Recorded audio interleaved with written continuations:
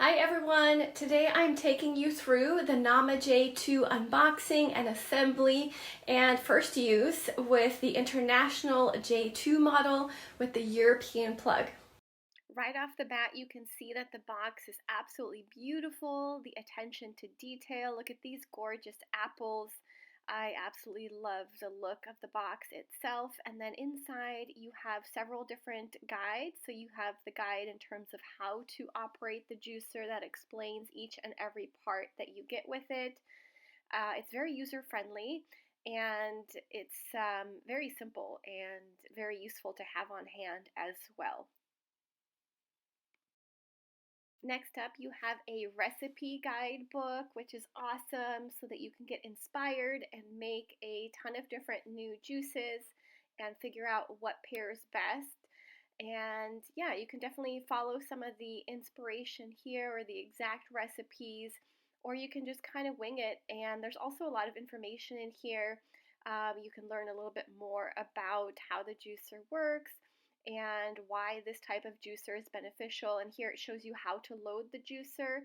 So what ingredients to put in first, what to put on top, and then what to put on top of that for best results.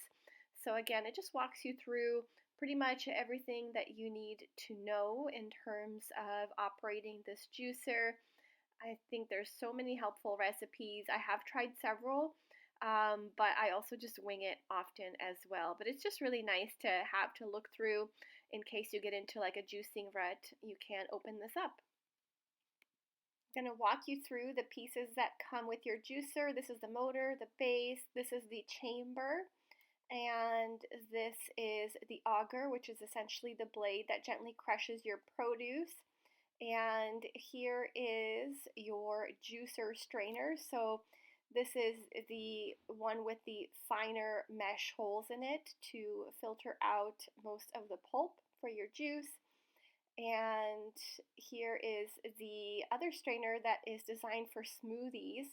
I've never used it for smoothies, but you can tell that one is for that because it has the larger holes. And then I also have the sorbet strainer, which doesn't come when you purchase the juicer. You have to buy it separately, but it's definitely something you want to have. I've made some epic sorbets with my first J2 in Florida. It was so amazing. And then this is the spinning brush.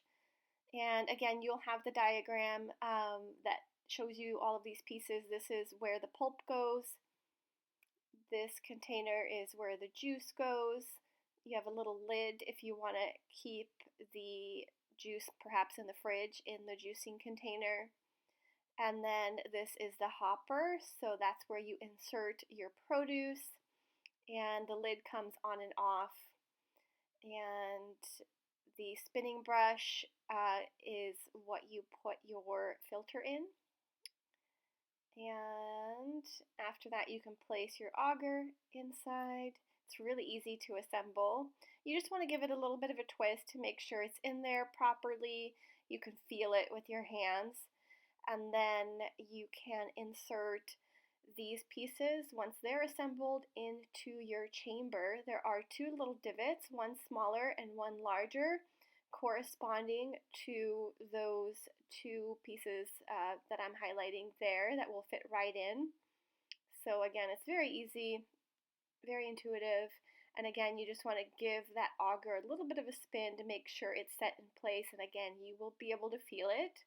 And now you can place the hopper on top, and you'll be able to see when you have this, but there's some little lines there that will help you to line it up. And you just give it a twist, and the pieces will just twist into place. They'll lock into place, and you'll be able to feel that as well. So that's what I'm doing here. And then once you've got that in place, you can set this entire unit on top of the base, onto the motor, and you're pretty much ready to go at this point. And I also wanted to mention that the juice strainer is also the one you want to use for plant milks, in case you were wondering. So now the juicer is set up and ready to go. And you can also purchase this strainer, this additional strainer that fits right into the juicing container. nicely. I use this for everything except for my celery juice. For celery, I use an even finer mesh strainer, but this works for everything else. You also get a little bit of a plunger to help push ingredients through. I hardly ever use this, maybe like 1% of the time. The only time you would need to use something like this is if you are only juicing leafy greens, which don't have any dense produce on top to push those greens through. But if you do put dense produce on top of the leafy greens, then you won't need to use the plunger. But it's nice to have in case you just want to do like a spinach only juice, for example, then you could definitely utilize this. Difference is the plug. Let's see if I can show it to you. It's in an extension cord. Let me unplug it. So here is the European plug. If you're in Europe, you're familiar with these. If you're in the US, you will notice this looks different, but this is essentially the only thing that's different with the international model. So here is the first juice I made with my brand new international model. I used pineapple, pomegranate seeds, and ginger. And you want to add the pomegranate seeds in first, and then on top of that, the pineapple. That's probably the best way to layer this particular juice. Pomegranates, if you're not familiar, are amazing for a variety of reasons. They have anti-cancer properties. They're great for dissolving gallstones and kidney stones. They are a great blood builder. Pineapple is really good for digestive health. It's loaded with enzymes. If you buy digestive enzymes, for example, they often contain compounds from pineapple. And then ginger, of course, is anti-inflammatory. It's great for gut health. It's also great for natural pain relieving. So this is a really great juice.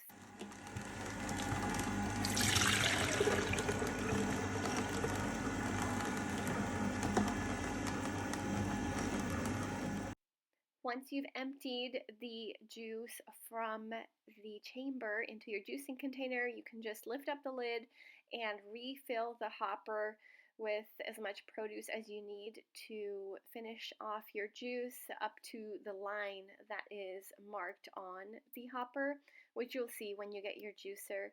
And then, yeah, just let the juicer do its thing. You can walk away, and then once it's done again, you can release it into your juicing container. The juicing container holds, I want to say, a little over 32 ounces. I probably filled it a little too much here, but my mom and I split this juice and we definitely enjoyed it very, very much. It was so delicious. I highly recommend you try this recipe. And if you would like to get a juicer, you can save 10% with my discount code Edith10, and I'll add the link below. Let me know if you have any questions and I will get back to you. I respond to each and every one of you. I appreciate you for being here and I appreciate anyone who uses my link or code.